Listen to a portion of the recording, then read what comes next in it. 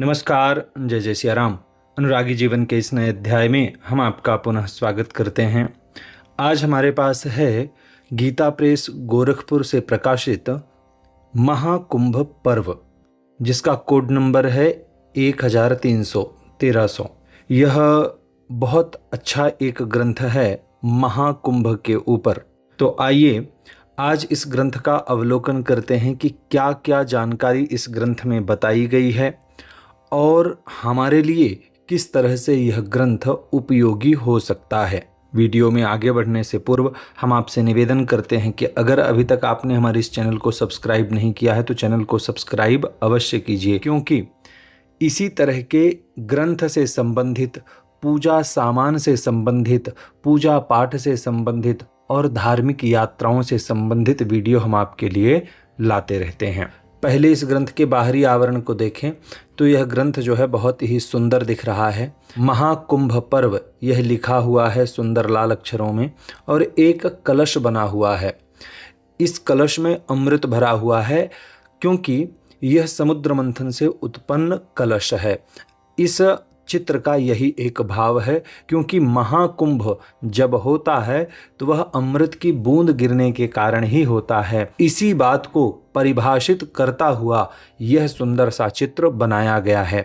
इस ग्रंथ के पीछे देखते हैं तो यहाँ आपको गीता प्रेस गोरखपुर की निजी दुकानें दिखेंगी और स्टेशन में जो छोटी छोटी दुकानें रहती हैं, स्टॉल रहते हैं, उनका यहाँ जानकारी दिया गया है। बहुत पतला यह ग्रंथ है। इसके अंदर देखते हैं तो सबसे पहले हमें प्राप्त होता है प्रयाग में महाकुंभ पर्व।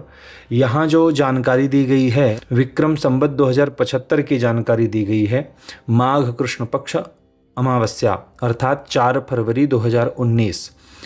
तो ये पुराना जो कुंभ अर्ध कुंभ निकला है उसकी जानकारी दी गई है, क्योंकि इस बार जो निकला है वह तो महाकुंभ निकला है, तो यहाँ अर्धकुंभ की जानकारी दी गई है और संपूर्ण बताया गया है।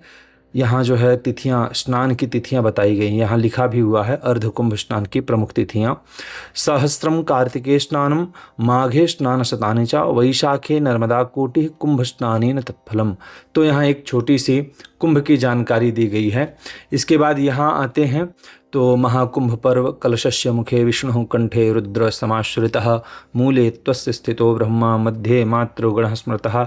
इस तरह से जो है एक सुंदर सा श्लोक दिया गया, जिसमें बताया गया है कि कलश के मुख में विष्णु, कंठ में रुद्र, मूल में ब्रह्मा, मध्य भाग में मातृगण, कुक्ष में समस्त समुद्र, पहाड़ और पृथ्वी रहते हैं और अंगों सहित ऋग्वेद, यजुर्वेद, सामवेद तथा अथर्ववेद भी रहते हैं। नीचे जो है 8वां पुनर्मुद्रण बताया गया है। कुल 1,05,000 प्रतियां इसकी छापी गई हैं और इसका मूल्य बहुत साधारण है, 5 रुपये मात्र है। हमने जो है धर्म क्षेत्र नामक एक वेबसाइट है, वहाँ से यह जो है ग्रंथ मंगाया हुआ है। आगे चलकर देखते हैं तो एक नम्र निवेदन दिया गया है। मानव जीवन का परम एवं चरम लक्ष्य है अमृतत्व की प्राप्ति। अनादिकाल से अमृतत्व से विमुख मनुष्य यानी उसी अमृतत्व की खोज में सतत प्रयत्नशील है। क्यों न हो, उसे जो स्वतः प्राप्त है, किंतु अपने ही द्वारा की गई भूल के कारण वह उससे विमुख हुआ है। वेद, पुराण, इतिहास, ऋषि और महर्षि उसी परम लक्ष्य की प्राप्ति की दिशा में अग्रसर होने के लिए निरंतर पथ प्रदर्शक की भूमिका निर्वाह करते आए हैं। मनुष्य के चेतन मन में दैवी एवं आसुरी दोनों प्रवृत्तियां विद्यमान रहती हैं, जो अवसर पाकर उद्दीप्त हो उठती हैं। फलस्वरूप दैव तथा इसके विपरीत आसुरी प्रकृति वाले मनुष्यों में सतत संघर्ष होते रहते हैं। परंतु आसुरी प्रवृत्तियां चाहे जितनी भी सबल क्यों न हो, अंत में विजयश्री दैवी प्रकृति वालों का ही वर्ण करती है, क्योंकि हमारी संस्कृति का ध्रुव सत्य सिद्धांत है सत्यमेव जयते। कितना सुंदर वर्णन किया जाता है। गीता प्रेस गोरखपुर की जितने भी ग्रंथ हैं उनमें जो ये पुरोवाक, नम्र निवेदन या प्राक कथन इत्यादि होता है, बहुत सुंदर जो है लिखा जाता है। आगे कहते हैं कि कुंभ पर्व के महात्म्य को प्रतिपादित करते हुए यह कहा गया है कि कुंभ पर्व में जाने वाला मनुष्य स्वयं दान, होमादि सत्कर्मों के फलस्वरूप अपने पापों को वैसे ही नष्ट करता है जैसे कुठार वन को काट देता है।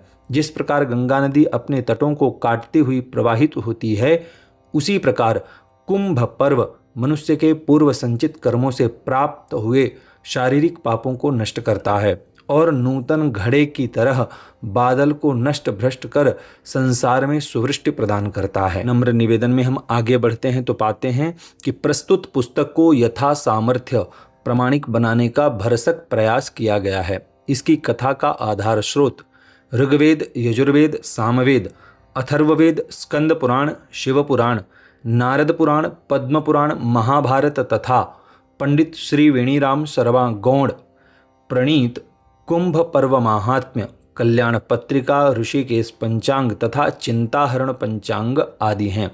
इतने ग्रंथों से इस 5 रुपए मात्र ग्रंथ, जो ये 5 रुपए का मात्र ग्रंथ है, इतने ग्रंथों से आधार लिया गया है। सोचिए कितना जो है यह शोध कार्य करते हैं ताकि कोई एक ग्रंथ जो है प्रमाणित हो सके।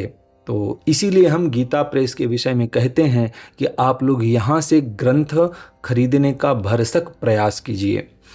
अत्यल्प समय में भगवत कृपा से जो कुछ संभव हो सका है वह आपकी सेवा में समर्पित है। यहाँ जो है ये बताया जा रहा है कि इस ग्रंथ को बनाने में जो है बहुत कम समय मिल पाया है, अर्थात जल्दबाजी में यह ग्रंथ बनाया गया है। सहृदय विद्वानों से हमारी प्रार्थना है कि वे इस पुस्तक की भूलों को क्षमा करेंगे। आशा एवं पूर्ण विश्वास है कि श्रद्धालुजन इस पुस्तक से अवश्य लाभ उठाएंगे। हम आपको बता दें कि गीता प्रेस गोरखपुर की वेबसाइट में यह जो ग्रंथ है महाकुंभ पर्व अनुपलब्ध है, इसीलिए हमको इसे धर्म क्षेत्र नामक वेबसाइट से मंगाना पड़ा है। विषय सूची में आते हैं तो यहाँ पृष्ठ संख्या दी गई है 47, कुल पृष्ठ जो हैं इसके 47 हैं। महाकुंभ पर्व एक परिचय दिया गया है। फिर अमृत कुंभ की अवधारणा, अमृत कुंभ का स्वरूप एवं प्रार्थना मंत्र बताए गए हैं। कुंभोत्पत्ति की अमर कथा बताई गई है। कुंभ पर्व का उद्देश्य एवं आध्यात्मिक रहस्य बताया गया। कुंभ पर्व के आद्य प्रवर्तक भगवान शंकराचार्य पूर्ण कुंभ और अर्धकुंभ में क्या भेद है अथवा उस विषय पर आलेख लिखे होंगे।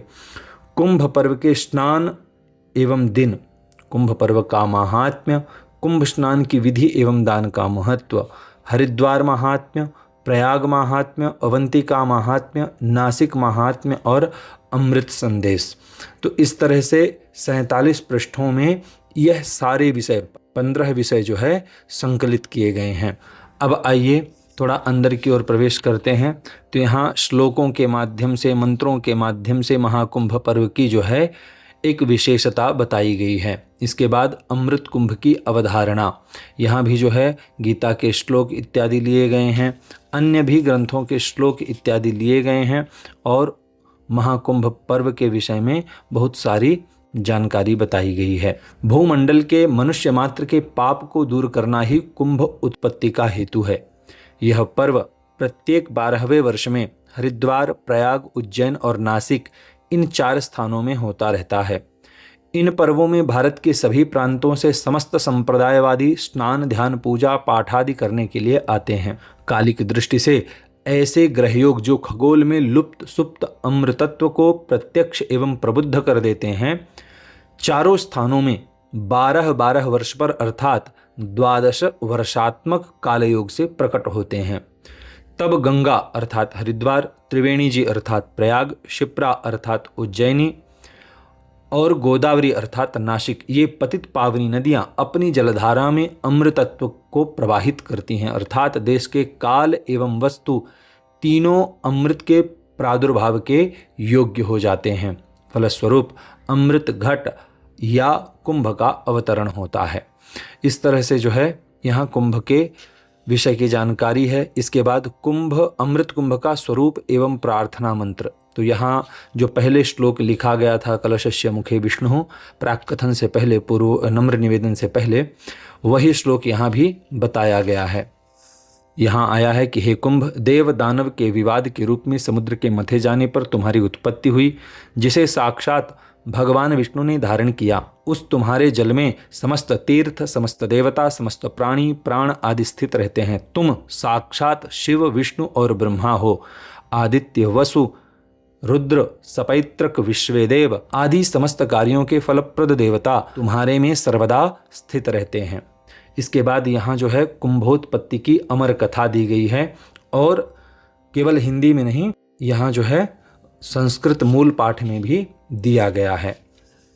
उसका आधार बताया गया कि स्कंद पुराण में यह विस्तृत कथा प्राप्त होती है। कुंभ पर्व का उद्देश्य एवं आध्यात्मिक रहस्य, इस विषय पर एक बढ़िया सुंदर सा आलेख है।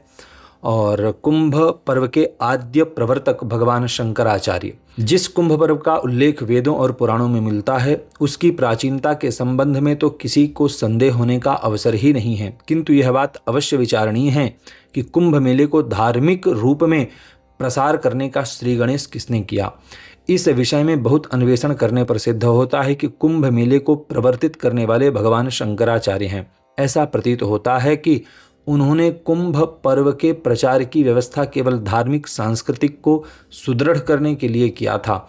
उन्हीं के आदर्शानुसार आज भी कुंभ पर्व के चारों सुप्रसिद्ध तीर्थों में सभी संप्रदायों के साधु महात्मा गण देश काल परिस्थिति के अनुरूप लोक कल्याण की दृष्टि से धर्म का प्रचार करते हैं, जिससे समस्त मानव समाज का कल्याण होता है। आज प्रत्येक गृहस्थ एवं साधु महात्मा को चाहिए कि पुनः भगवान शंकराचार्य जी के सदुद्देश्य की पूर्ति में मनसा वाचा प्रवृत्त होकर अपना और देश का कल्याण कर कुंभ पर्व के महत्व को सुरक्षित रखें।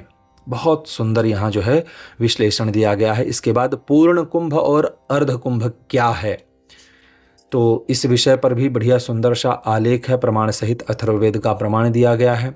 कुंभ पर्व के स्नान दिन बताए गए हैं। यहाँ जो है गंगा द्वारे प्रयागे च धारा गोदावरी तटे कुंभाख्येस्तु योगोयम प्रोच्यते शंकरादिभिः। तो यहाँ चारों तीर्थों में हरिद्वार, प्रयाग और उज्जैन और नासिक में कब कब कुंभ लगता है, इस विषय की जो है शास्त्र प्रमाणित जानकारी दी गई है स्कंद पुराण से, कि जिस समय बृहस्पति कुंभ राशि पर स्थित हों और सूर्य मेष राशि पर रहें उस समय गंगा द्वार अर्थात हरिद्वार में कुंभ योग होता है।